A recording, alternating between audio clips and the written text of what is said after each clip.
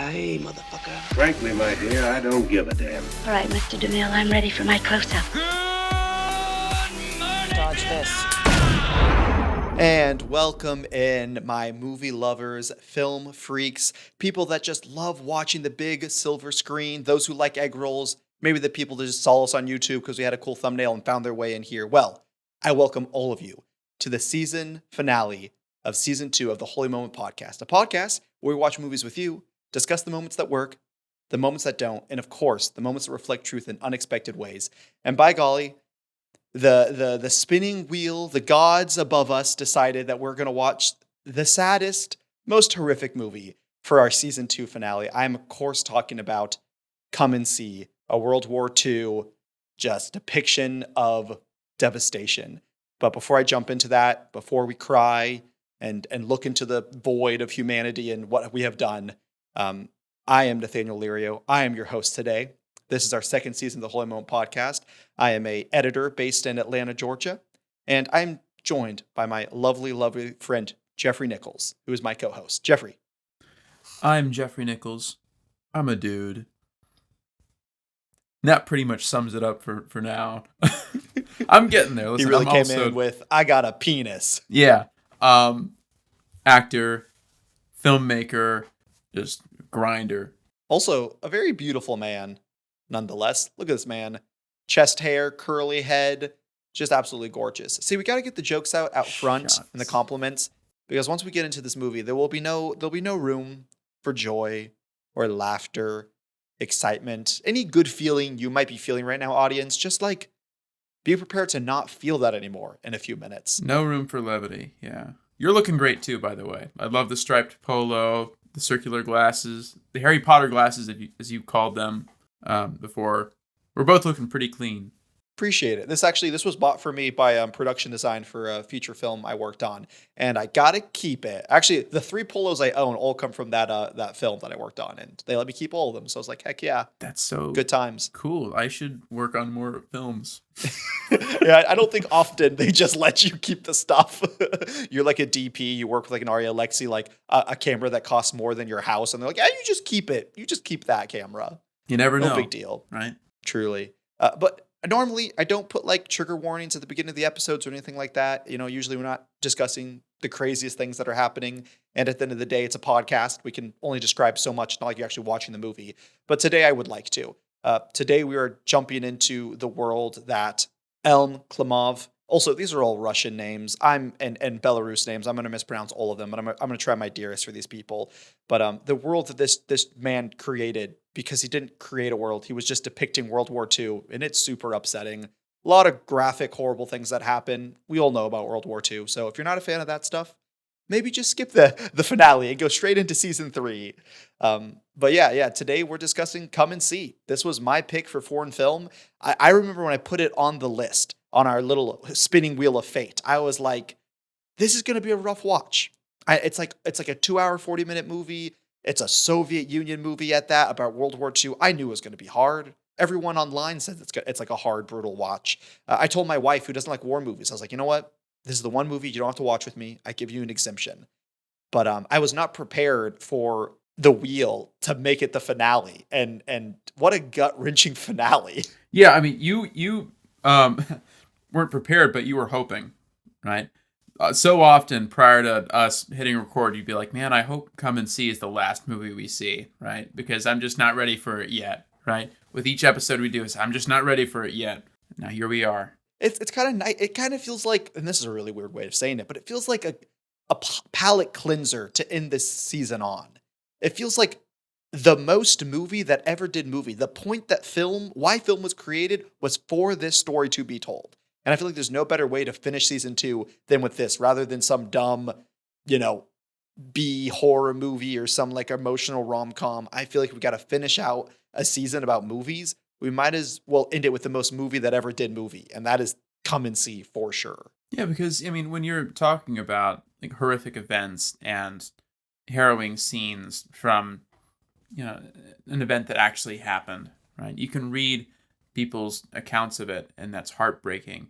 But there's also an element of when you're presented it like visually, that allows you to truly understand perhaps more than you would have if you just read like a novel about the happenings of World War II.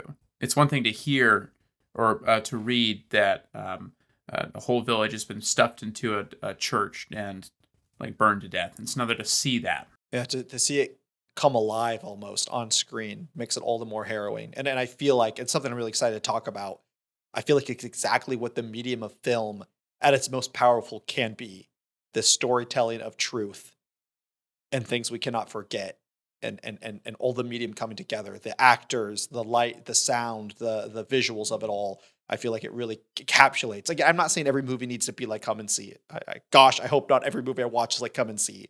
But I really do feel like at the core of filmmaking and storytelling, Come and See captures some of the most fundamental ideas of storytelling and what we can do with a camera and with some actors. And I think it's phenomenal. Speaking of authenticity and truth, I did some cursory reading, really just skimming. I barely read it, right?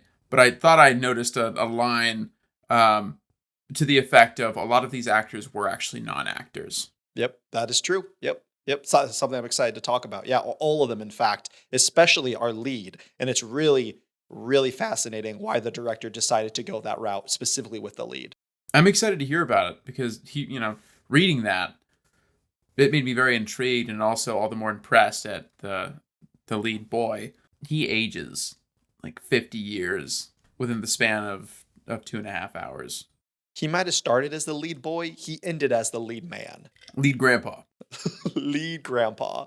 Yeah. I mean, that's like, I knew very little about this movie. But that's one of the iconic things I knew was like the movie poster and a lot of the stills of just his hollowed out eyes, his wrinkles, and just the devastation that this guy could show on his face at the age of 14 was phenomenal. But before we start glazing the movie too much, let's give a little bit of background. We might spend some more time on the background than usual because this is based in real life, so there's a lot of history behind it. But again, Come and See, guys. That's the movie we're talking about today. It was directed by Elm Klimov. Gosh, this is going to be so hard. It was written. Normally, I don't talk about the writer. I love writing. It's my favorite thing to do, actually, but usually we talk about the director. But I want to talk about a minute for the writer. The writer's name was Alice Adamvuk. And the reason I want to bring him up is because he actually was born and raised in Belarusia. And he wrote a personal kind of memoir slash fiction slash biopic book called Am from the Fury Village. And so basically he did grow up in World War II during Germany's occupation of Belarusia and the genocide that they committed there. And so he wrote this kind of biography about it. And then it was the director, Elm, who connected with him and they wrote the screenplay together. But Elm is from the Soviet Union. But this movie is all about the genocide and the German occupation in Belarusia. So I wanted to kind of talk about how a Soviet Union director is kind of telling this story. And it's because the writer, it's kind of his story. He is not the boy in this movie. It's not like the writer is the boy and it's a one-for-one true events, but it's more like taking a culmination of his stories and of a lot of other Belarusia survivors of this time. And they're putting all their stories and what happened into this film. So the director Elm is actually considered one of the most prolific Soviet Union directors of all time, which is already a big deal if you know anything about film history. The Soviets just like laid the foundation for so much of our modern techniques, editing, storytelling. They did a lot of legwork. So the fact that he is also one of the most famous directors is a really big deal. Some of his movies was Farewell, Agony, Welcome, or No Trespassing. He actually doesn't have a lot of films to his name, like 6, which for some people, that's a lot. For other directors, it's not a ton. But what I found really interesting was Come and See was his last film he ever did. And he wasn't like insanely old when he did it. So a lot of people were like, hey, when's your next movie coming out? And he kind of percolated on it and he responded with, I will not top that movie.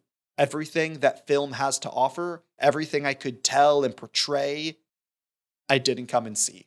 I'm good. I don't need to tell another movie, which I think is just crazy to be such a boss to be like, look, I made the best movie that's really possible of making. Why would I try and make another one? That's really cool. The cast, like Jeffrey mentioned, these were all non-actors. They were not professional actors. They were non-actors, meaning none of them have acted before. And the reason the director wanted that was because he wanted to capture authenticity with their acting, specifically with our main lead actor, who was Alesky Kravenko, who played Floria. He was our main child boy actor. And the director specifically wanted a non-actor because he said this. Actors go through training, and most actors, besides maybe some method actors, most actors have the ability to put up walls, to use acting techniques to make sure they don't get so sucked in that they'll come out emotionally damaged and that they won't be able to, they're able to basically put up a wall between them and the character. They can play the character, they can play it beautifully, but there's still a wall between who they are and the emotions. Elm said he wanted a boy who was full of innocence, life, and exuberance, and then to have him experience the hell that was the Belarusia genocide. In the same quote, he did also say, but then the goal was to make sure he didn't end up in the loony bin, which did happen. Alexei went on to live a perfectly happy life. He's still alive, so he did not end up insane. But just what a crazy reasoning to be like, I don't want an actor because I need a genuine someone who has never experienced what it means, because I don't want someone to act. I don't want someone to act. I want someone to experience real war atrocities and then experience them and react to it. I want someone that I can mess up. That's what it sounds like to me. Which, I mean, it worked as far as like the arc goes. The fact that he wasn't an actor and you were able to get that like emotional expression by the end means it definitely worked. Because again, he wasn't able, like maybe the kid had some natural talent, sure, but he didn't have any fundamental training. He didn't have experience, so those emotions he was having was a real reaction to probably being put through hell on that set. Also, the director, through the Soviet Unions, maybe they're not doing the best job ever with safety, but he was known to really push his actors. He would use live ammunition, live explosions. He even used hypnosis on the child actor for that final scene. I was actually incredibly curious about that, seeing as how effective it was, right? And the goal was to make this kid undergo war trauma, right? How did they get that to happen, right? What was his direction like? And so that answers some of that for me. Yeah.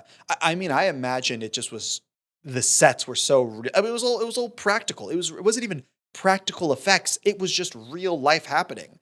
Like, I feel like every single thing he went through, from like trudging through the mud to being shot at, having explosions, seeing these dead body parts, like everything just did not feel like, oh, it's a practical effect. It just felt real. It just felt like that actually happened to him, and it felt horrible.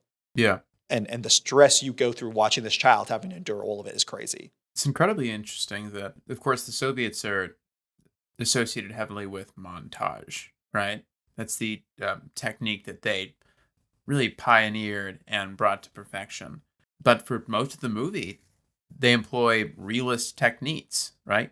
We're not seeing a lot of montage until we get to the very end, right? Which I'm looking forward to hearing your thoughts on that later. But yeah, I think it felt the most Soviet in that final scene. Oh yeah.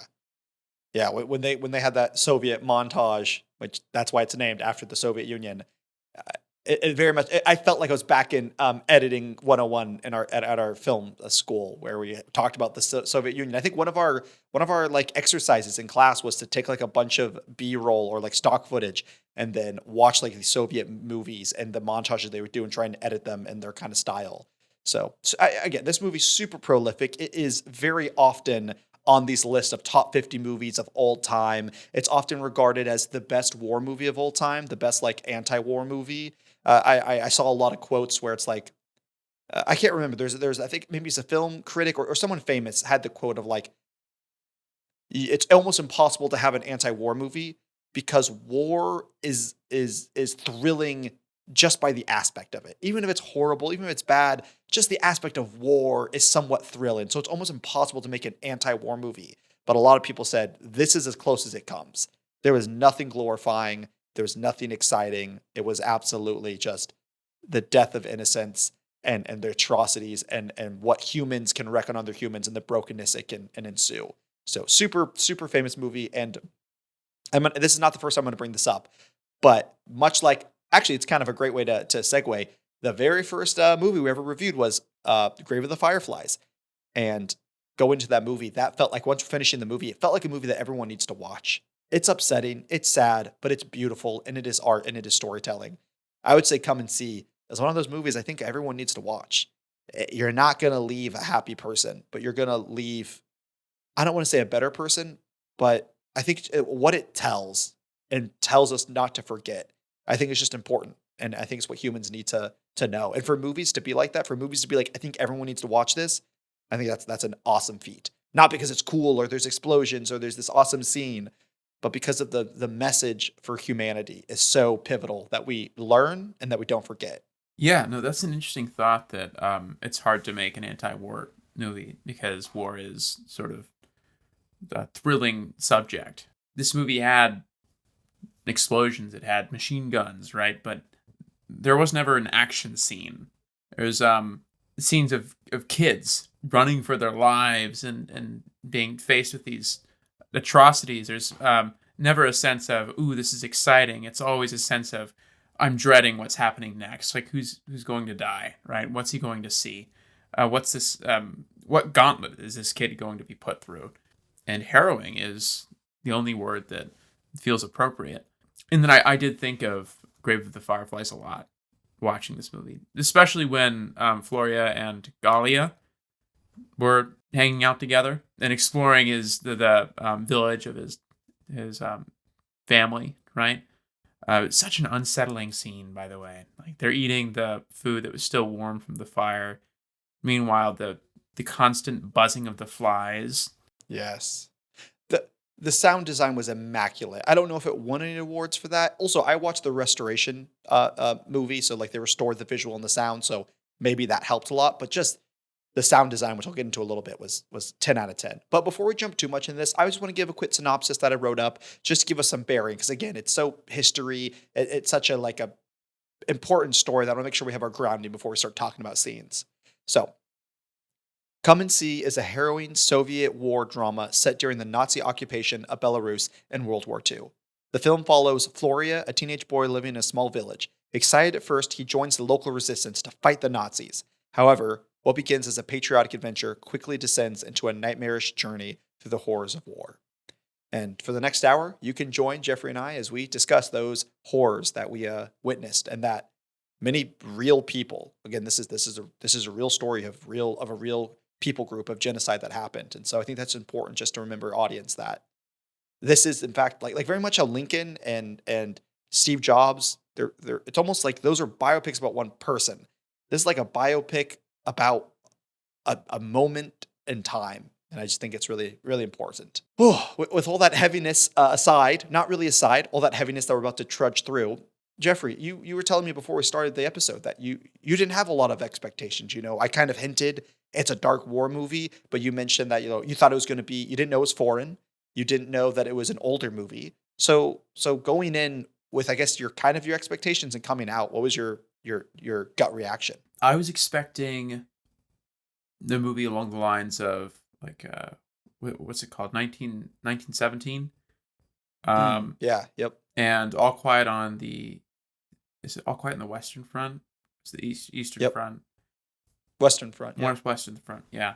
I haven't seen that movie either, but that's the sort of movie I was expecting. Something more recent within the past 10 years, perhaps an Oscar nominee that flew under the radar, or at the very least flew under my radar. That's what I was expecting. And I also wasn't expecting a foreign movie. I was expecting American perspective. It just completely escaped my mind that the category that this movie was for was like for foreign film. And so seeing that it was 1985 and Soviet really took me by surprise. But this whole movie took me by surprise in a very pleasant way. But otherwise, I had no expectation. I mean, not pleasant. It was not a pleasant way is not how I would. I had a jolly old time. But like it was surprising in a good way. That's a less loaded phrase. That's fair.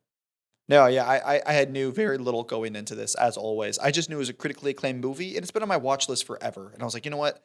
I know this is going to be brutal and hard, but I think there's a reason it's so praised. So that's why I added it. And also Jeffrey being like, I didn't know this was a foreign film. This was for my category, foreign film. Yeah, that's the whole reason this movie was on the podcast. I know. It just like I was not thinking at all.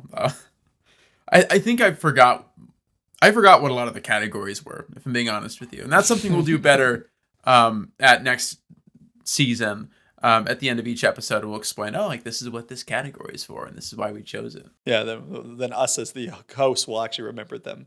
But yeah, no, it's almost a bit of a shame. I don't like shock value. I mean, it can be done sometimes well, but for the most part, I don't like shock humor, shock gore, shock violence, scary shock.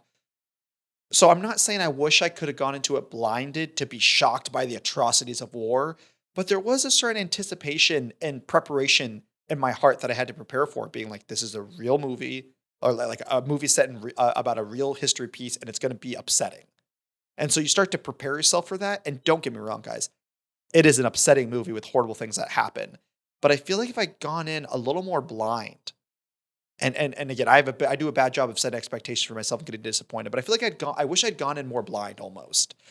Maybe if someone was just like, it's a war movie, and I would be like, okay, like what kind of war movie is it? Gonna be patriotism and heroes? Is it gonna be like teaching us some morals and lessons, or is it gonna be a hard war movie? But I just feel like since I kind of had the tone, kind of that pressure of like, this is gonna wreck your day. You're gonna be crying and have it's going to be so upsetting and nightmares. I feel like kind of made some of the lands a little lesser because I was so ready for them, the blows of the atrocity of the war. Yeah, I do that to myself a lot when I really hype myself up for a movie, or I come into it with very specific expectations. Perhaps they're not even good expectations per se, they're just expectations. And then when those expectations aren't met exactly as I had envisioned them, there is a sense of letdown, even if it's a fantastic movie. Would you say that was your experience, where like you watched the movie and of course you really got a lot out of this movie, but perhaps there was a measure of disappointment? I feel like yeah, there's almost a nervousness to say that for such a beloved, I don't know about beloved, but such an important movie. You almost don't want to say, oh, I was disappointed. But there is a certain level of disappointment, but it's not because it wasn't good. It was just because, it's just, if someone tells you you're going to meet the love of your life tomorrow, you're so excited, you get all dressed up, but you lose that magic of bumping into the love of your life and you don't realize it. You don't realize the story that's about to be told for the next 3-4 years of your life when you fall in love and get married. So there is something that takes away the bite. And it just like sets you on edge the whole time. Okay, where's the bad thing? Where's the atrocity? Where's the death? This kid's obviously going to die, right? He's going to die in a hovel, starving to death. It's going to be horrible. His parents are going to be murdered. I got to be prepared for everything. It just kind of takes away. And so, yeah, there was a little bit of disappointment, but that's not the movie's fault. I think the movie handled everything beautifully.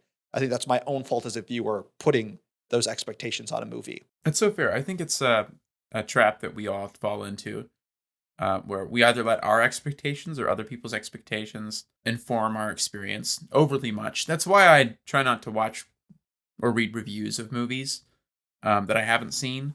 But I'm also sort of a nosy guy and very curious, and so like I try and I fail to not read those reviews. It's also hard with the podcast, because with the podcast, I want like a very clean slate going in. I want to be able to think about it analytically, engage with it. And so I try not to go in with too much information, and I definitely try not to like read reviews or watch like theories and stuff like that, because then I have such a hard time divorcing it from my own thoughts. And what's the point of having a podcast if you're just going to regurgitate someone else's thoughts?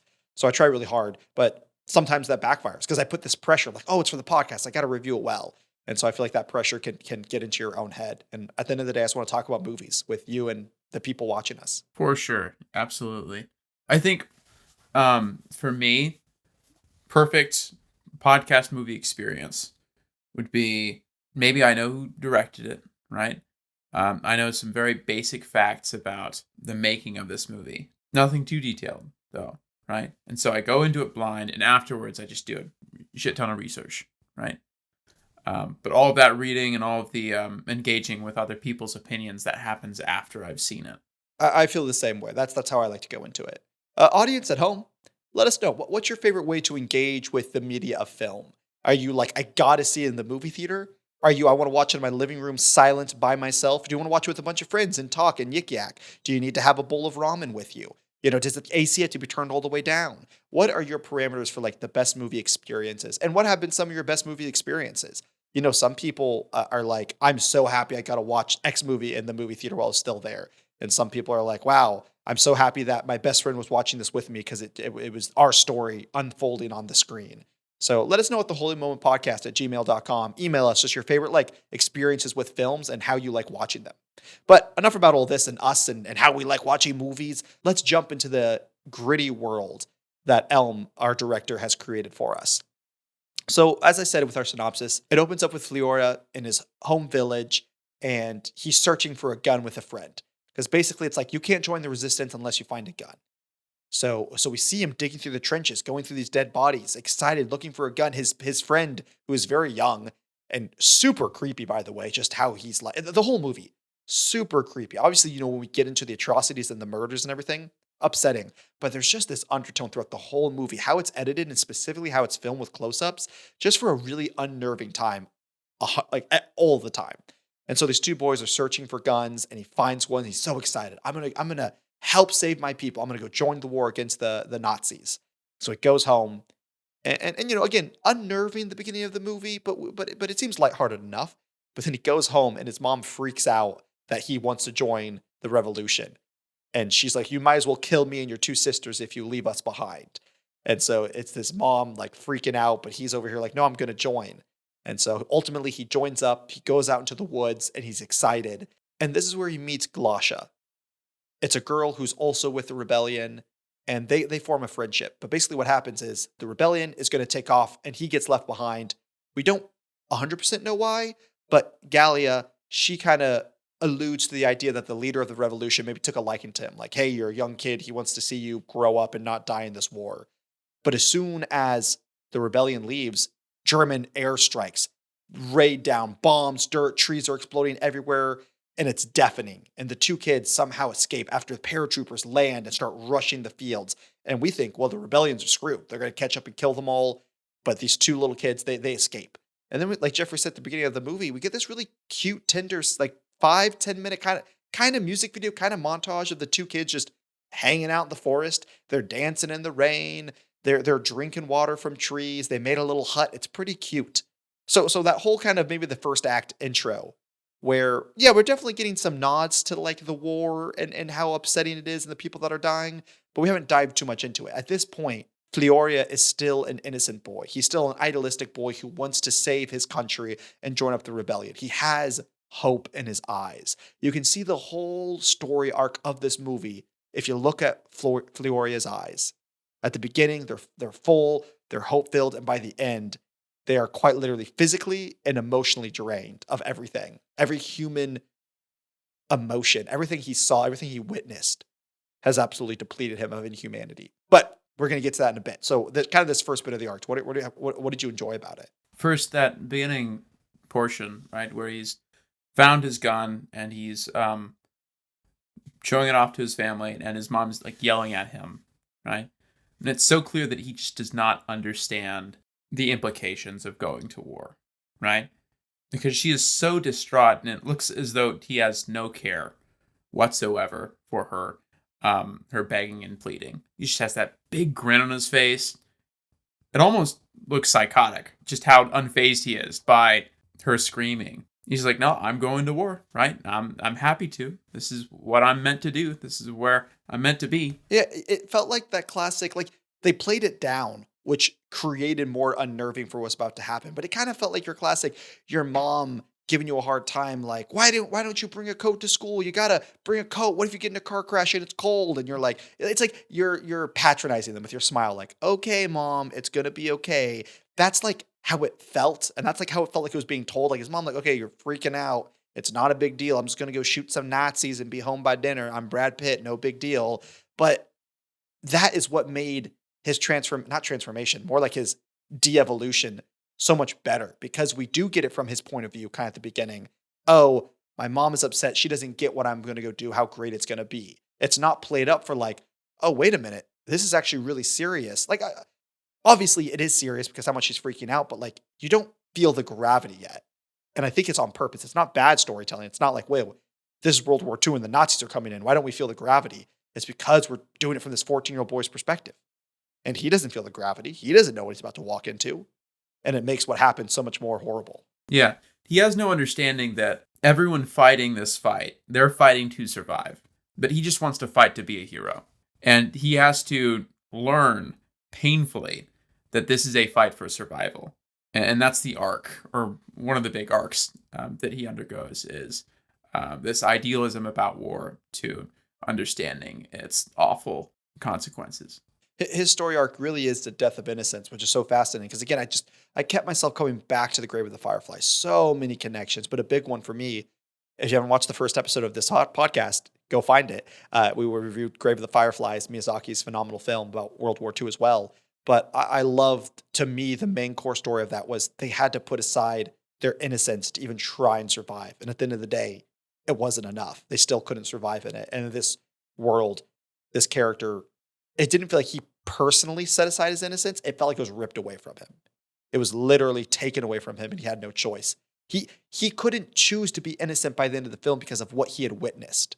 It wasn't like a choice or not a choice. He had seen and felt so much that there was no innocence left in him. It's just crazy. And another parallel too is the main boy character from Grave of the Fireflies also had this idealistic view of warfare, right? And fighting for his nation, for his cause. His father was a Navy officer. I remember him pretending to shoot at the Yanks, as it were. Just similar attitudes, and in a similar way, just that loss of innocence. Yeah, I wonder if any movie inspired the other movie at all. I don't know which one. Do you know which one came first? The Come and See came first. It might just be, though, that this is a universal like human experience, and so we see it here and we see it there. They're both born from true stories, though, right? Because with Grave of the Fireflies, it's based off of a memoir and the writer's own experiences with his own younger sister, whom he had to take care of during and in the aftermath of World War II. That's really fascinating. That both of these were based off World War II. Both of these were memoirs, and both dealt with the loss of innocence on children in wartime. Just so it's so obvious that this is such a strong theme in the human existence, that it's not like a made up thing or, hey, is this maybe real? It's like we have seen it time and time again that war, and what an obvious statement, war changes people, but specifically how it affects children and the loss of their innocence and what they have to put aside or literally is taken from them to even have the hopes of surviving. But before the loss of innocence, we have this really cute montage, like I said, music video kind of scene with Flea and Galatia, which I'm just gonna try and give up pronouncing their names correctly, which I feel so bad. I want to do. Usually I don't care. Usually like whatever, Bobby. But I want to like do these characters justice, so I feel so bad mispronouncing their names. But anyways, our two main characters, the boy and the girl. How did you feel about Fleora and Galatia? They're kind of, I don't even want to say romance, but almost they're like innocent. I think it's the highlight of innocence. It's these two kids coming together, and you could already tell that like they have their own issues. The boy is feeling emotional because he got left behind. He can't prove his manhood, and the girl is kind of crazy, a little crazy. We don't know her full story, but she's already kind of messed up. Just a bit unstable So they're not like emotionally. yeah, so they're not these perfectly innocent children, but there still are children with innocence, and then they interact, and it's really sweet. How did you feel like that set up our characters for their adventure going forward? I think it set them up pretty well, I'd say. She's an interesting case because the movie sort of drops her after that first half and doesn't really do much else with her. I'm curious to hear what your thoughts are on that, because I don't know if we actually got a conclusion to her arc, but it wasn't entirely her story, I guess. But I mean, it set them up as like these are kids that have these wants and these dreams that have a tinge of romance to them, even if not romance in a romantic sense, but romance in the wouldn't that be nice? And then to see them like screaming at each other and terrified at the horrific sight of the bodies laying against the house, that I think they were eating food in that house and the bodies were just like laying against it. Just a horrific thing, knowing that all the sound of the flies that we were hearing as they were eating their soup, right? Separating them and this massive pile of bodies is just that wall. I think that scene is the most upsetting in the whole movie for me, which I think iconically the church burning scene is probably the most upsetting for a lot of people. And it was, but just something about that scene, because it was the creepiest. I guess to paint a picture. So after Fleoria and Galatia, hang out in the woods for a while, they befriend each other. And then he's like, hey, you know what? The rebellion left us. We survived the German attack. Let's go back to my hometown.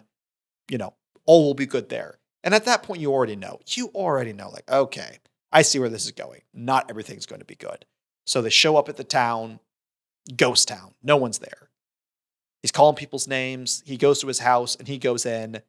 Like Jeffrey said, this buzzing noise, and just everything's so eerie. And I don't know how they do. I wish I'm not a good enough filmmaker yet to know how they made it so eerie, because they didn't shoot it like a typical horror film. It's probably has a lot to do with the music and the tension, but I think what it has to do with is, and this is good. I know earlier we talked about anticipation and expectation sometimes ruining movies. This was well done. Like, we know this is a World War II movie. We know what's to come, and I think it sets us on the edge of our seat for this scene, and I think in a good way. But the two show up to his old village. They go into the house, and he's like, "Hey, here, let's have this soup." And what is so well done is, you know that he deep down knows, and we as the audience know Galasha knows. Like, you tell the moment she walks in that city or town, she's like, "All these people are dead. This is creepy as all hell." And she's trying to play along. She's trying to make him happy. And again, they haven't seen any dead bodies, so there's no proof. But I love that he has this wall of denial up. He should know deep down what's going on, but he's too innocent. He can't grapple with the idea that all of his loved ones have been murdered. So he quite literally goes in, and you could argue like, oh, he's ignorant. He's a child. How should he know? I think deep down he knew, but he put up this wall, this veil of denial. And so everything's hunky-dory. Oh, my family's nowhere around. Oh, all these dolls are creepily laying in the middle of the room. I'm not going to think about it. I'm going to eat this soup. And they start eating the soup, and Galasha like throws up because she's trying to be kind. Like, oh yeah, your mom's soup. This is delicious. But she knows I'm eating a dead person's soup. This is disturbing. And then in his denial, when we're met with something so atrocious that we cannot handle it mentally, we push it away. We pretend it didn't exist. Denial. And so when Fleoria can't find his family, he's like, oh, I know where they went. They went to this island. We go there all the time. Let's go.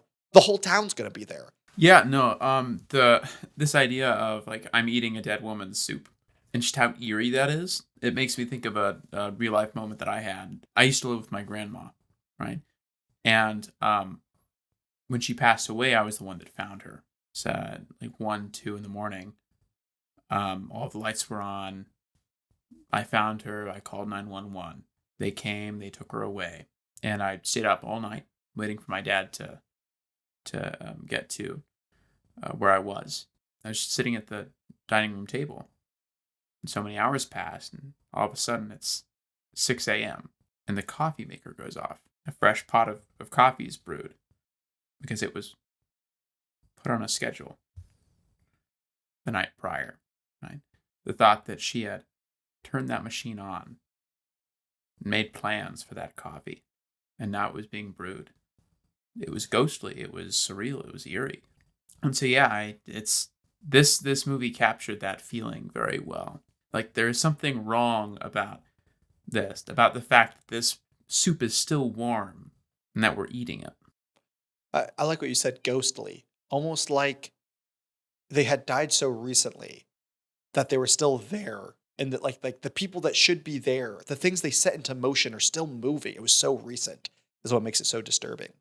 So when Fleoria is fleeing to the island, taking Galasha with him, convinced they're on this island, it's so great because they're running. And just literally, if he had turned his head like 6 inches, he would have saw dozens of bodies strewed upon the back of his family home, just stacked up, gunned down, left there for dead. And you know, there's no way you could run past it without seeing it. But again, he's in denial. He's in flight or flight mode. He's in survival mode. She sees it and she freaks out. And this leads to probably one of my favorite scenes in the entire movie because of how great the director took internal feelings and externalized it. So Fleoria flees, to this island, but it's covered in a bog. And so he has to make his way towards it. And he jumps in the bog and starts going. And Galasha's like, what do I do? Do I go in after him? Like they're all dead. They're not on this island. What should I do? But she goes in after him. And we watch, no cutting, them trudge through this. And this is where I thought, like, man, this is not practical. You know, this is a real bog with real water where you could ultimately drown. Like, I'm sure there were safety people on set, but I was so tense until they fully got out of the bog, until every single square inch of them was out of that water, out of that muck and mud on the island. I was holding my breath on the edge of my seat, by far the most tense in the entire movie I felt. But they are just clawing, just ripping their way through this. And all the time, Flea's in the front, leading the way. Galosha's in the back, right behind him. And you see on her face, she knows. She's freaking out. She's like, they're dead. They're back there. I think at one point she almost says it. But this is his first descent and losing his innocence and to the realization of the horror of war. You can tell his denial, his veil, it's starting to break. It's starting to flee. He knows, and it's coming up, that his parents, his family are dead.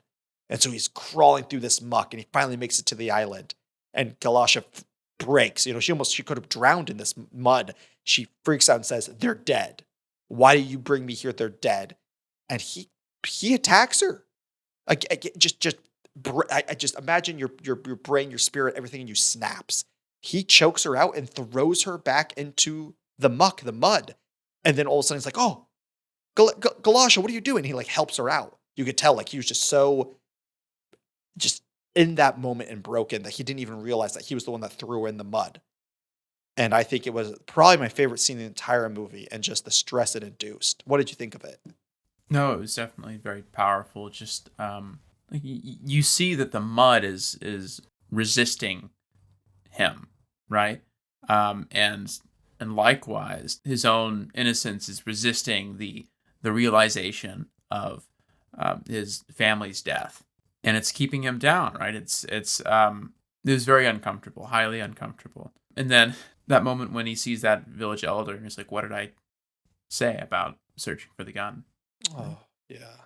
Because it was the reconnaissance plane that saw him with the gun that led the soldiers to that village. And so his delusions of grandeur, this idea that he could be a hero, it did directly lead to the annihilation of everyone he knew and loved. I don't disagree with you, but I actually have a different interpretation of that scene, and I guess we just won't know. I like this interpretation as well. So after they get out of the muck, they're found by a survivor, and the survivor brings them to a camp of a bunch of other refugees. And in the refugees, he's brought to this man who was burned alive. One of the most grotesque, just real, they look like they burned this man alive. It was so hard to watch. Just look at this man. But the movie opened up with this old man yelling at the two boys, "Don't look for guns. Don't dig. You're gonna get us caught." This is this old man. He points a finger at Fleora and says, "This is all your fault. You were digging." And yes, when he found the gun, there's this constant shot of this plane always flying over Fleora. It's always flying over. It's always death right over his head, always watching him. And so when he finds the gun, it's the first time we see this airplane. So you could argue, oh, this boy has a gun. We got to send people down there. That might be what the old man was talking about. The old man doesn't ultimately know that airplane was there. He doesn't ultimately know this action led to it. I like the idea that this old man was angry and dying and in pain and was trying to when we're angry and out of control, we want something to blame. We want something to latch onto, to have control, to bring ourselves down to where we can understand something and we're not just flying about with our emotions. I like to think this old man needed control. He was in so much pain and dying and watched all of his loved ones die, and he's about to go as well. And the only control he can have is saying, "This is your fault. You're the reason all of us are dead. You're the reason that the Germans are here." I mean, that's crazy.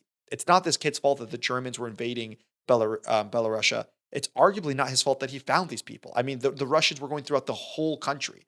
They were going to find everyone at some point. And so I like to think that it's this war, this cyclical effect that affects everyone of every age, and they're pitted against each other. And he's grasping for control, blaming this child. And now this child, who already has survivor guilt of left his family and this family all died, now he is told, not only did you leave, it is your fault, which I don't think is honestly accurate. Yeah, I mean, I think that even if the old man wasn't making those connections of the reconnaissance plane flew over the field, saw the kid with the gun, I'm sure that he made those connections, right? And that did nothing to deaden the effect, right, of that accusation. In fact, it probably made it all the worse, right? Because you're right, ultimately, it's not his fault. This is a war-torn country. Like, Belarus is being invaded by the Nazis, and the Nazis are ruthless. But at the same time, like, we make those connections, and then we blame ourselves, rightly or wrongly. Especially if it's this old man's dying words that are, "You are to blame," and that sticks with you, and it stuck with him. Yeah, I think it is another tear at his innocence, another tear at the childlike wonder and the perversions of what war can be. And again, it's pitting their own people against each other. And now we're left with Fliora in this refugee camp. He is now somewhat of a husk. This is him entering into survivor mode, and it's not pretty. He has no emotions. He has nothing left. We see Galatia tending to him, bathing him, trying to nurse him back to health, which is something I love. That's just that little moment of like when Galatia freaked out earlier and was like, "You drug me here. Why? Like, what are you almost killed me in the bog?" Like, yeah, she was freaked out. She just saw a bunch of dead people, and this kid and Fliora is acting pretty crazy. She was scared in that moment. But she didn't hate him, and he didn't hate her after that. She was caring for him after that moment. So just a small thing that I liked. But he is just shell shocked. I mean, this is the best portrayal of shell shocked I feel like I ever saw. Just a hollow boy at this moment. So he's just in the refugee camp with nothing to give. But then he's given a mission. 3 men are going to go out on a mission to get food and to stick it to the Nazis. And Fliora decides to join because they say, "You can help provide food for these people." And now his mind latches onto that. I've already failed. This is my fault. My family is dead. I can make things right by getting food. Again, this childish, like, you know what? I can right the wrongs. Like, it's great that he wants to help provide. There's nothing wrong with that. But like, you could tell in his mind, now everything hinges on this because I can right the wrongs of what I've done. This is my fault these people have died. If I can get them food, everything will be better. And so with this new mission fueling him, he sets off with these 3 men to get the food and to stick it to the Nazis. And what better way to stick it to the Nazis than making a like Hitler scarecrow, I guess? And they're going to plant it in the road to kind of like mock the Nazis. But this does not go as planned. Very well crafted Hitler effigy, right? Because they're just putting clay on a skull, right? And we're seeing them putting lumps of clay on this skull. We cut away from it for a second. We cut back to it. And this is like artisanal, right? This is very, very well-defined, like cheekbones. And I don't know. It's just, it struck me how quickly they were able to turn the lumps of clay into that. It was also another one of the eeriest kind of scenes because I didn't know at first what they were doing. They just had this skeleton on a stick, but first they add a little bit of clay and then it's just the outline and then a little more. And he's kind of like this skinny, harrowing figure, but then it slowly turns into Hitler. And I just think it's like really creepy, but also another nice piece of symbolism. This idea of like watching Hitler almost come to be so they can take their frustration and mock him. And he was just really creepy. It's just crazy how much of a presence this scarecrow had, even though it was created by the Belarus, people that were in control. He was just a scarecrow. They could destroy him. They made him. But it just was weird how threatening he felt in this group of refugees. Almost like we created the thing we hated, and now it's like a demonic thing watching over them. It was very eerie. I thought that scarecrow. Yeah, I thought that they were going to do a Guy Fawkes night situation where they build this effigy so that they can burn it. Just in the face of this terrible loss of life, they just really want to express their deep and abiding hatred of the man responsible for it. I like the direction that they went with it, but that also would have been a very creepy image to like see that being set on fire. Also, a little bit of lighthearted moment in this dark episode. After they finish creating the Hitler scarecrow, they all spit on it, out of frustration. You know how we said great sound effects earlier? Weird choice for spitting sound effects. It sounded like a whip. Every time it spit, it was like a whoochink, whoochink. And I was like, that's not what spitting sounds like. So there we go. There's a reprieve from the dark depression that is Come and See. But I know we're already like an hour into this movie, and I have a lot more I want to say. So I'm going to fast forward a bit.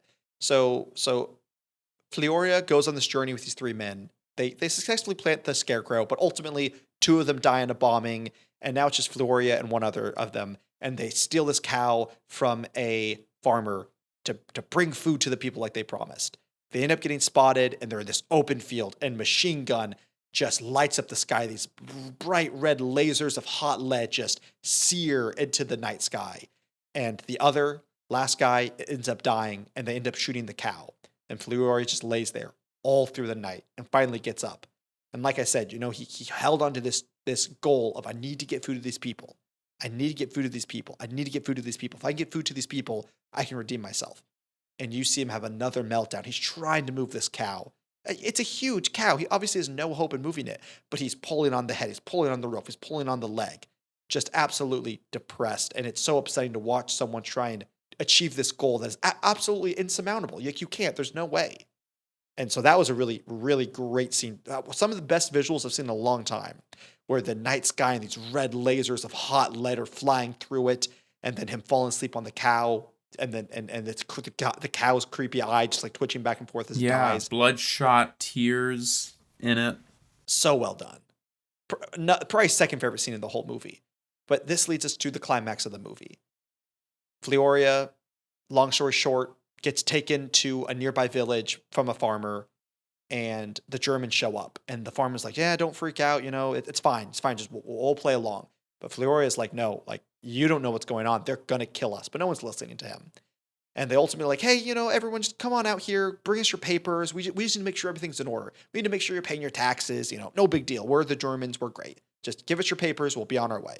So everyone comes out to the courtyard. And then all of a sudden, they're giving the papers to this German officer. And the officer's like, yeah, cool. Thanks. All of a sudden, they start pushing them. And they push this crowd of it, maybe a few hundred, 200-300 people into this church. And then what happens after this is an atrocity. And apparently it happened to 623 other villages just like this. And this is a real number based off the biography of what the screenplay was then written based off of. But they pushed all these women and children into this building. And they closed the doors. And the juxtaposition of the people inside freaking out, screaming for their lives, and the Germans on the outside drinking, playing, just having a good old time, enjoying it. And then they light the church on fire and burn everyone inside alive, as Fleoria is watching from the outside. It was just one of the craziest and hardest scenes I've ever seen in film. Like, how was that for you? It was devastating. And there's that moment where the German man is accidentally locked into the warehouse, and he was having a jolly old time prior, but now that he's in the warehouse, he's like, let me out, I'm one of you. And sure enough, they let him out. But you'd think that in that brief moment, he would have some compassion, some empathy, having experienced what they were experiencing, but they just go right back into their cruelty. And they've done this probably, that battalion's probably done that many times. You're getting the feeling that it was a normal Tuesday morning and they were marching off to another village to do the same thing, and just the cruelty with it. And after that, Fleoria is left he has nothing left in him. Probably one of my favorite acting moments was when he just fell. He collapsed onto the ground, exhausted. And I just, it's not often, and when you're watching it, because when you're watching a movie, it's escapism. It's fun. It's a good time. It's a crazy story. Or maybe we're falling in love, or maybe we're scared because it's a scary monster. But it's not often that you watch that happen to a person and you think, that really happened. And if I went through that, I would be so overwhelmed with emotions that I also would collapse. There's no other response. He didn't bawl. He didn't even make a noise. He just collapsed with pure exhaustion because of what he witnessed was so physically exhausting that it basically knocked him out. It was how horrifying of what he just watched. Basically, the only coping mechanism he had left. What I just watched was so atrocious that I cannot be conscious right now. And he just conked out. Sorry, I know I'm talking a lot in this episode. So I apologize, audience, if you love hearing Jeffrey's voice. But this movie just really blew me away. And I think with this final scene, well, the second to final scene, the best juxtaposition of the entirety of the cruelty of the Nazis and then them like partying up and not caring, and then just the Belarus people who are pleading for their lives, is that scene where right before he passes out, like 4 German officers come over and they grab him by the hair and they put a gun to his head, and he thinks, this is it. Let it be. What I just watched, I don't even care. Let me go. And then a German soldier comes up and takes a photo with them. And this photo is like a souvenir. It's going to go in like the front page of the newspaper. You know what? It's not even going to go on the front page. It's probably going to go on like the 10th page because it's so inferior. It doesn't matter to the Germans. It's just another day for them. And they're all there smiling and taking this photo. And then they leave. And that's when he collapses because in that moment he realizes how much he doesn't matter. How much those people just died in there for no reason to these Germans. And I think that's just the perfect juxtaposition there between the Germans and the Belarus people. Like in that moment, he is put through so much emotional turmoil and anguish just so that the Germans can get a cool photo shoot, right? He thinks that he is going to die. He thinks that that is his end. And to find out that it's just so that the Germans can strike a cool pose. It would be pathetic if it weren't so incredibly cruel. And I think with Fleoria, that was the final straw of his innocence. The final straw of, honestly, his humanity. Realizing how little they meant, how his people were being slaughtered, and for what? For this cool photo? For these people that don't care at all? It's not for, he realized in that moment there's no purpose to this. There's no greater good. There was nothing that was going to come out of this. It was pointless violence. They died pointlessly. And at that moment, I think we see the final bit of his innocence and humanity taken from him when he collapses there on the ground. When he escapes from the warehouse, right? He climbs through that window and he's allowed to leave. And then the mother and her child, they're allowed to come out. And as soon as she is out, they grab her baby, throw him back into the warehouse, and they just drag her off in order to brutalize her. And we see that afterwards, her stumbling towards him. And it's heartbreaking. Yeah, that was another one of those just like uncanny, like just getting beaten down. Fleoria just is watching everything, not allowed to die, just watching tragedy after tragedy. And it just happens back to back to back to back. And then to have to witness that woman being brutalized and you could see in her eyes, doesn't matter if she lives, she'll never be the same after what the Germans did to her. Just horrific. But that brings us to the final scene of the movie and what we were talking about earlier, that kind of classic Soviet montage. So Fleoria survives somehow this massacre, this genocide.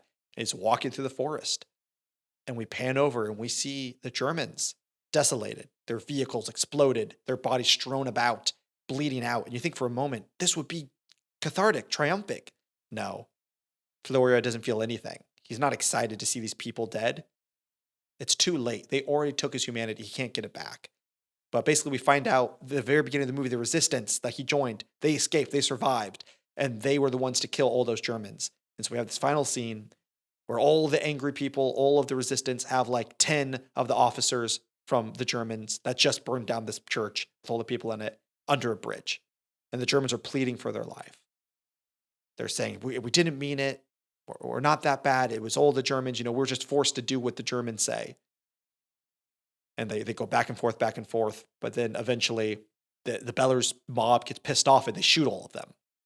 And it just amounted to, you think you get this cathartic moment. Like all the time in movies, we have like in the John Wick movies, these bad persons do these bad things. They kill a dog. We have a badass person go after him. And we have this great cathartic moment where finally John Wick gets to say a cool one-liner and shoots him in the head. There was no cathartic moment. There was no hurrah, we avenged the dead. It was meaningless.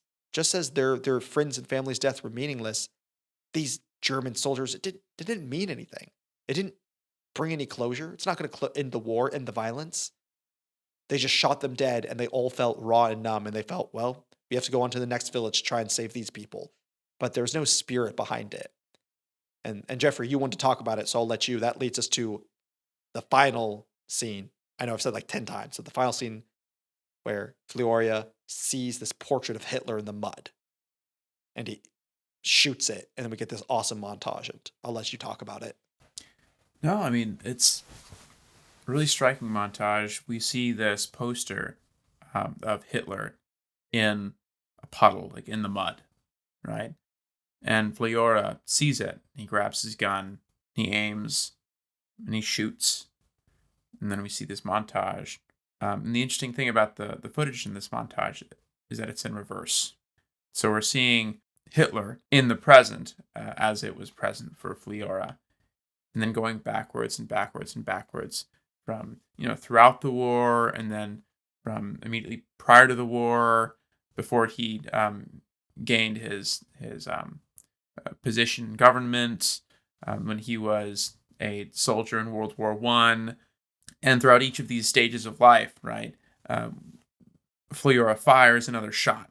And then finally we get to the point where we're looking at a baby Hitler and his mom, right? His parents.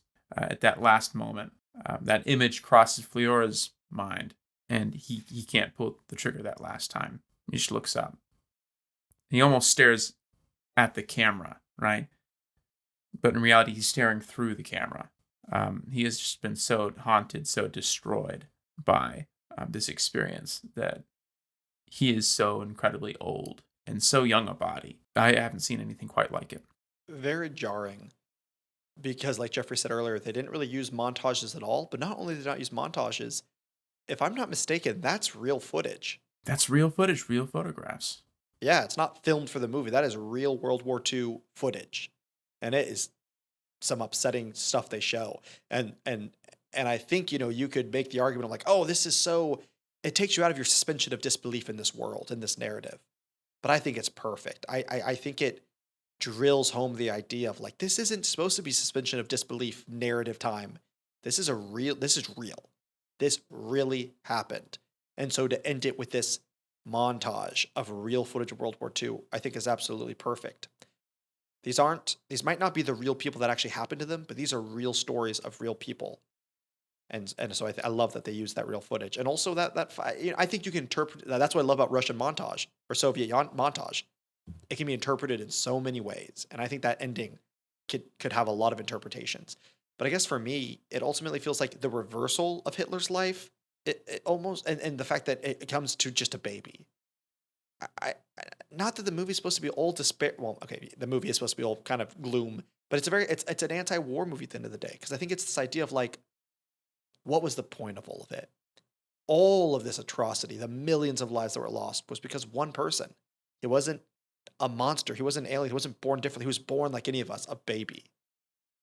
And then this happened. This didn't have to happen. This was pointless war, pointless bloodshed.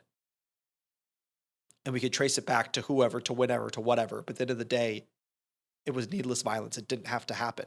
And I feel like, to me, that's kind of what this montage represents, the futileness of it all, the pointlessness of it all. Something this scene reminded me of was Inglourious Bastards, Quentin Tarantino's World War II movie. That final scene where the two, I think, Italian brothers unload their like Tommy guns into the face of Hitler. And we do get a cathartic moment. We get that cathartic moment of, yeah, they killed Hitler. This is awesome. This is great. Go them. And this scene, it's nothing like that. He's unloading to the face of Hitler, but it doesn't bring about anything, and it is in fact pointless. It also reminds me just how Inglourious Bastards, even the name, sounds suave and cool. You know where the name Come and See comes from, Jeffrey? No. It comes from the Book of Revelations. In the Book of Revelations, I believe chapter 6, Come and See is used multiple times. And it's in reference to, it's inviting us to come and see the atrocities that the four horsemen of the apocalypse brought. And that's why this movie. Come and see the violence. Come and see the pointless suffering. Come and see the atrocities. Because guess what? If we don't look it in the eye, as cheesy as it is, we'll be doomed to repeat it. So come and look at the atrocities that humanity has let out and make sure it never happens again. And that is just the most powerful way a filmmaker can tell a story. That's incredibly poignant. Wow. I didn't realize that. I did wonder. And that is an interesting point where Tarantino's movie, they're both about, both these movies are about fighting Nazis, at least superficially.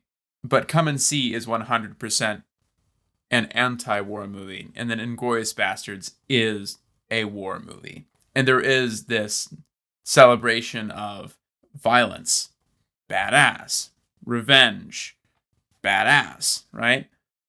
These are all cathartic moments. These are all what we've been building towards and what we all want to see and experience. But then Come and See is saying, no, that's hollow. If you've actually been through this, right? If you've suffered as we have suffered, then any enjoyment you get out of anything having to do with war, it's still going to leave you hollow. You're still going to be just as empty as you were when you were going through it. And that's why I just think filmmaking is such a powerful medium. You know, I'm not saying every movie needs to be come and see. There's place for old movies and old stories, but you're not going to find any other medium that does it quite like this. Whether it's books, music, poetry, art, filmmaking can really capture all of those things in one and tell this amazing story, this horrific story, in the hopes that we won't repeat it. So yeah, wow. I don't know about you, Jeffrey, but I feel heavy. Don't usually feel heavy after ending our podcast, but I feel like it feels like a certain responsibility. Just how I'm sure our director felt responsible in telling the story of the Belarus and the genocide of World War II. You know, I'm not saying I'm any level of that, but there is a certain level of responsibility in even conveying this story. You know, it's a degree of a degree of a degree away from the atrocities, but it's so important that you do it with a certain level of integrity. Absolutely. You can't choose to make a movie about a subject so sensitive and so real. You can't choose to take on that subject matter lightly. And you can't use it as a prop or a setting for very basic, superficial, like melodrama, which I've seen that done before. And it always feels a bit distasteful. You have to be willing to tackle the real darkness in this subject. And I love that it ended again with the director being like, look, I tackled this story in the most authentic way possible, and therefore I have nothing else to give in the film world. I think that speaks volumes to filmmaking. It's not about making money. It's not even necessarily about the art. It's that he felt like he told the most authentic story he was able to with the storytelling, writing, actors, cameras, technology he had at his disposal. So why do another one? So great. Well, I mean, I guess we'll just move on to our holy moments. What was your holy moment for this movie, Jeffrey? No, since you're hosting, I'm interested to hear yours first. Oh, okay. Very kind of you. Well, I mean, honestly, my holy moment is what I just kind of said. You know, you could pick out so much of the direction. You could pick out so much of the acting, the scenes, the set design, the cinematography was beautiful. There's a lot of things you could pick out, but for me, it's the dedication to telling a story that matters. Not trying to cover it with glitz and glamour, but just trying to show the real atrocities of war. Pulling back the veil and showing this is what it does to our children. This is what it does to our future generation. The Nazi soldier said it best. We make sure to kill the children because the children are the future. Plain and simple. And I respect the director and the actors in this movie so much because they went through hell to make it. And it's such an important movie. And for me, that's just the holy moment. To have the balls, honestly, to tackle such a story and to do it with integrity and to do it in a way that I hope every single human being that ever watches it comes out thinking, we can never let this happen again. And I think that's just the biggest praise I can give as a filmmaker. No, that makes a lot of sense, and my holy moment is related. It's the arc that Fliora goes throughout the film. Just this bright-eyed innocence, right? This wanting to be a hero, and then finally, by the end, he's realized that being a hero it's a pointless dream. Ideally, we wouldn't have to have like heroes. Ideally, none of us would have to undergo anything like that. We wouldn't be seeing our loved ones tossed nonchalantly onto a naked pile of dead bodies. We wouldn't bear witness to whole villages being burned to a crisp in a church. So it's just that loss of innocence, right? And how he ages throughout the film. By the end of it, his hair is gray. His eyes are wrinkled and hollow. Just the light is completely gone. And the way, especially, that he seems to look directly at the viewer. And we see that multiple times throughout the movie. Not just with Fliora, but with other characters. They're facing the camera. And we're forced to look at these faces, to study them, become intimately acquainted with them. And we've seen every change in this boy's face as the movie progressed. It was just so powerfully done. It's a beautiful holy moment. I definitely think the intentionality with those close-ups was also fourth wall breaking. Mm-hmm. You know, when we think of fourth wall breaking, we think about Deadpool, haha, it's funny. I think the director was letting us looking at his emotions, but more so, I think he was letting the actors look at us and say, hey, look here. Don't look away. Look what's happening here. I know you're watching, so come and see. So yeah, I think it was a slight fourth breaking wall, which was brilliantly done. I think would be an awesome poster. I want to like change out my posters throughout the like seasons. Would be an awesome poster, 3 tiers. His eyes at the beginning, starry eyes in the middle, begin to sunken, and then eyes at the end, just a skeleton, a withering skeleton. How much he resembles the withered the middle stages of the Hitler like thing they made with like the mud, the emancipated, the hollowed out eyes. Very eerily like represents that. Super rough. Man, well, audience at home, thank you so much for bearing with us, making to the end of this upsetting season.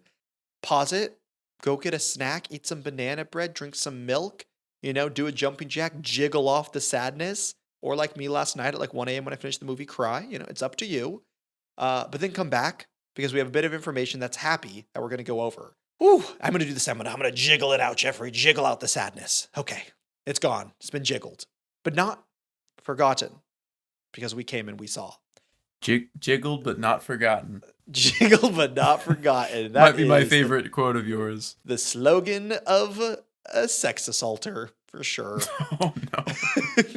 Not my slogan. But that being said, hey guys, thank you so much for sticking around and finishing season 2 of the Holy Moment podcast. We had a lot of fun here. We're trying to hone our skills as filmmakers. We're trying to get better at crafting stories, better at communicating and analyzing movies. So we really appreciate it. Don't worry. We're coming right back at you with season 3. A lot of the same things. And we just want to take a moment and say, we're doing this because we love each other and we love hanging out. We're doing this because we're filmmakers and we want to get better at it. But ultimately, we're doing this because we want to create a community. We want to talk. We want to hang out. We want to talk about movies. We want to talk about these hard movies like Come and See and how they change our perspective as humans. We want to talk about dumb movies like Super Baby Geniuses 2 and why we love it. And just why storytelling and filmmaking is the pinnacle of how we can convey these narratives of humans over the generations that we've existed. And we love it. That's why we're storytellers. That's why we're filmmakers. I didn't know we loved Super Babies, Baby Geniuses too. Shh, don't. I love it. You know what? You have your own opinion, but great movie. But all that to be said, we're going into season 3. We want to have more connection with you guys. Please just reach out to us at the Holy Moment podcast at gmail.com. We can talk about anything. Talk about how we missed a scene that you loved. Talk about how this character arc that you didn't feel like we expressed correctly, or just a movie you want to watch. Speaking of that, going into season 3, we need some categories. So this is kind of your last chance. If you want to see a category that we can put a movie into next season and review, or if you just want to see a movie, email us, like and leave a comment on like one of our TikTok or YouTube reels saying, I really want to watch you guys review The Matrix or Sound of Music, and we'll try and fit that into the schedule. But I think, the finale of last season, we were in person together with The Mummy. Sadly, we are only in person in spirit. But we're going to be ending this season. The curtains will fall. The silver screen will turn off. And we look forward to coming next week. Oh, there's no break. We're just going straight into season 3. We'll be starting season 3 with, what's the movie, Jeffrey? K-pop Demon Hunters. Yes, K-pop Demon Hunters. Which we've heard great things about it. We're very excited. I'm very excited.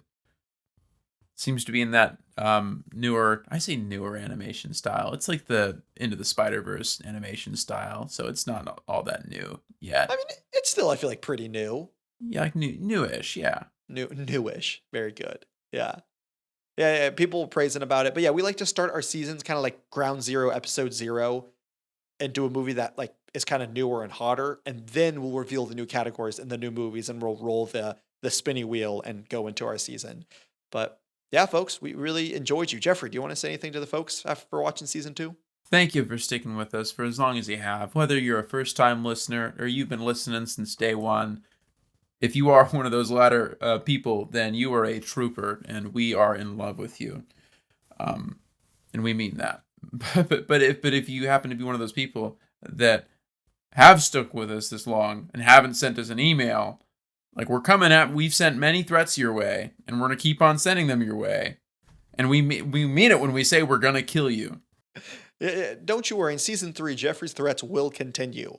Maybe in season 3, I'll like join him with the threats, or maybe I'll take a stance and be like, love and peace. Don't kill our viewership, Jeffrey. No, that's bad. Yeah, like I'm not typically known as a violent man, but that's because I'm a very repressed man.